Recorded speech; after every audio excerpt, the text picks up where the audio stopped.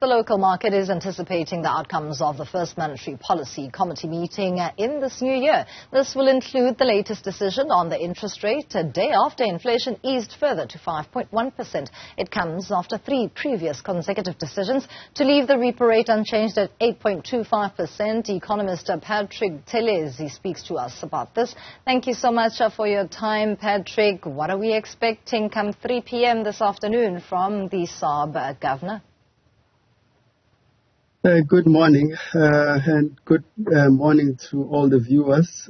So our expectation is that the Reserve Bank will keep interest rates unchanged at 8.5%, which will still be the monetary policy stance that is very tight, given what they have done already since around November 2021. So they will keep interest rates restrictive. We believe they will keep it there for a while. What are we talking about here, Patrick, if we are referencing interest rates elevated for a while? It's a brand new year, and many consumers in South Africa are asking, post-2023, where we've seen record high interest rates, how do we then anticipate and maybe look forward in the near term to somewhat of a cut in the repo rate? So what the central banks have been fighting against is high cost of living, and not only in South Africa. We have seen central banks around the world all raising interest rates to try and fight a high inflation rate. So in South Africa, so the Reserve Bank, as inflation targets are also responded by hiking rates. I think they hiked the rate by nearly 5% on a cumulative basis, and inflation is now back within the target band, which is the first win.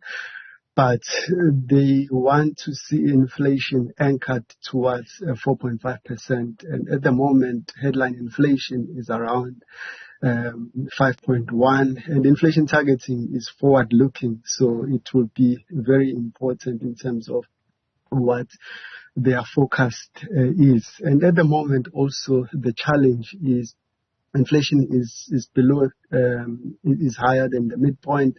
And then secondly, the BR survey that was released sometimes in December also revealed that expectations drifted upwards. Like, for instance, 2 years inflation expectations increased to about 5.6%, and will prefer inflation expectations to be about at about 4.5%. And also the risks, I think at the moment there are a lot of risks. Number one, related to El Nino, which may have a negative impact on food prices, and we know about the weight of food in the CPI basket is quite significant, and also the geopolitical risks in terms of the impact on the supply chain pressures, and also on international oil prices. So you have inflation that is still above 4.5, and you have all these risks. And the last point to make is that Fed also is very important in this regard. South Africa is a small open economy, and so as a small open economy, the currency is very important. And what we have seen in recent times, we have seen the currency becoming weaker. So it's been hovering between, say, around 18 to just over 19. It's pulled back a little bit to just under 19 rand a dollar, so which is a bit weaker because we import a lot of things. So that is why at this stage, keeping interest rates at these kind of levels will help to will help to work on the expectations, because expectations channels is very important. But interest rates at these levels are working, because we are seeing the consumers feeling the pressure. For instance, retail sales is declining, and also credit extension is not growing that strong. In fact, is just over 4%. So if you adjust it for inflation, credit extension is actually declining. Lastly, Patrick, as you've referenced, global and local factors at play, but another matter that the Monetary Policy Committee of the Reserve Bank would be deliberating on is South Africa's expected economic growth forecast. The likes of the rating agencies as well as the IMF and the World Bank, and recently at the World Economic Forum, analysts across the world have been forecasting a slower pace in terms of growth and GDP not accelerating at a level that we all would want to see. Where would the SARB MPC put its finger on in this particular element? Yeah, I think if you're looking at economic growth, the expectations from many forecasters, including ourselves, the expectation is that economy improves slightly compared to last year, because economy last year is expected to have grown, say, at around 0.6%, with the risk also still tilted on the downside. And this year, our expectation is that economy, say, grows between 1 to 1.5%.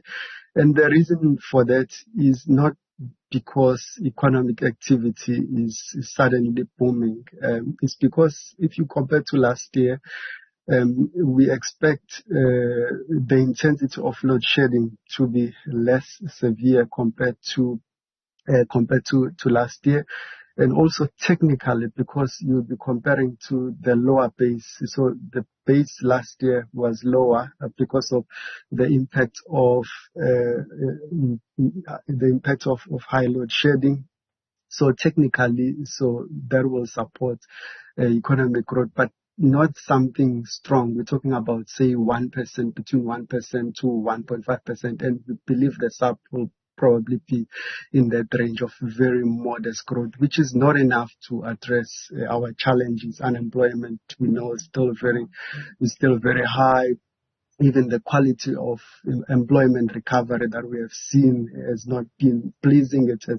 Employment has been driven by part-time employment. Thank you so much for your contribution. Economist Patrick Buthelezi there in our preview ahead of the expected outcomes of the Reserve Bank's Monetary Policy Committee meeting later this afternoon. That's where the Reserve Bank Governor will announce South Africa's latest move when it comes to an interest rate decision.